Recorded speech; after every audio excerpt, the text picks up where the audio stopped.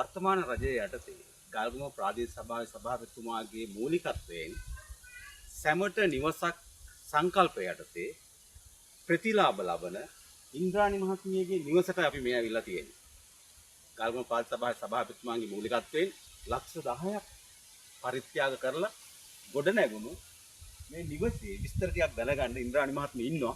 අපි ඇයත් එක්ක කතා කරමු මේ පිළිබඳව. එමු.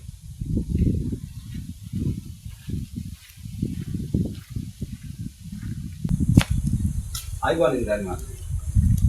අපි ගල්ගම ප්‍රාදේශීය සභාවෙන් ආවේ අපි කැමැති ඔබතුමියගෙන් තොරතුරු ටිකක් දැනගන්න. මොකද ඔබට මේ අනාර්ග නිවසක් ලැබිලා තියෙනවා. මේක කොහොමද මේක කලින් ජීවත් වුණේ කොහොමද? ඒක වෙනද පොඩි කෙටි හැඳින්වීමක්. සහ මේ නිලුවෙන් උදව් කරපු අයට පොඩි ස්තුතියක් කරනවා නම් ඒකත් දැනගන්න අපි කැමතියි. තරම් සිද්ධනේ මම මගේ අප්පගේ මම ගෙදර තමයි හිටියේ. ඊට පස්සේ රජෙන් කියලා ලක්ෂ 10ක් මට පාස් වුණා. ඒකට මගේ වේදනක් දාලා හැමෝම උදව් කළා. එතකොට කවුද අපේ මන්ත්‍රීතුමා චන්දන සර් උදව් කරා සෑහෙන්න. ඊට පස්සේ ගමේ සහයෝගය ලැබුණා. ඇත්තටම අපේ අන්න මහත්තයාලා තමයි ඉතින් උදව් කරන්න මේ කියන්නේ ස්තුතිය පළ කරන්න වෙන්නේ මට. එතකොට මේ වෙනකොට ඔබතුමිය තනියමද ඉන්නේ? දරුමල්ලෝ ඉන්නවද? දරුවෝ දෙන්නෙක් ඉන්නවා. මේ දරුවෝ දෙන්න ඉස්කෝලේ ගිහිල්ලා. මායි දරුවෝ දෙන්න ඉතරයි. දැන් මොකද හිතෙන්නේ මේ වගේ නිවසක් ලැබුණ එක ගැන? ඇත්තටම ඉන්න තරම් සිද්ධ නෑනේ. ඒ ඉන්න දැන් ඉතින් ඇත්තටම මට කියලා තරම් හදාගත්තා. මගේ අම්මගේ අප්පච්චිගේ ඉදමෙන්. ඒ ඉන්න ඉතින් ඇත්තටම සතුටුයි වැඩලා ඉන්න තරම් තියෙන හින්දා. මොකද හිතෙන්නේ වර්තමාන රජයේ සහ අපේ ගල්ගමේ ප්‍රාදේශීය සභාවේ සභාපතිතුමා මන්ත්‍රීතුමා ඇතුළු කණ්ඩායම ගැන?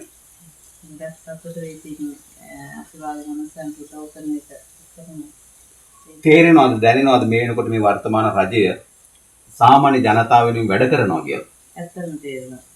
අපේ ඒතර මේ පාර මොකවත් නෑ මට පාරක් තිබ්බේ. ඒකටත් බොරොර දුන්නා. මේ අපේ රජේ. ඒ හින්දා ඉතින් ඇත්තටම මේ රජෙන් තමයි දෙයක් කෙරුණේ. බොහොම ස්තුතියි. මං හිතන්නේ අපි අද ඇවිල්ලා ඉන්නේ කංකානියාගම ඉන්ද්‍රාණි මහත්මියගේ නිවසට. ඇය බොහොම සතුටින් තමයි ඇයට ලැබුණු මේ හිසට සෙවණ ගැන කතා කරන්නේ. මං හිතන්නේ ගල්ගමුව ප්‍රාදේශීය සභාව පත් වෙලා තාම වසරක් පමණ කාලයක් තමයි ගෙවිලා තියෙන්නේ. ඒ වසර තුල බොහෝ වැඩ කොටස් කෙරලා තිබෙනවා. නමුත් ඒක ජනගත වෙලා නැති එකයි තිබෙන්නේ. අපි විශ්වාස කරනවා ඉදිරියේදී මේ සියලු දේ සමාජගත කරන්න. බොහොම ස්තුතියි.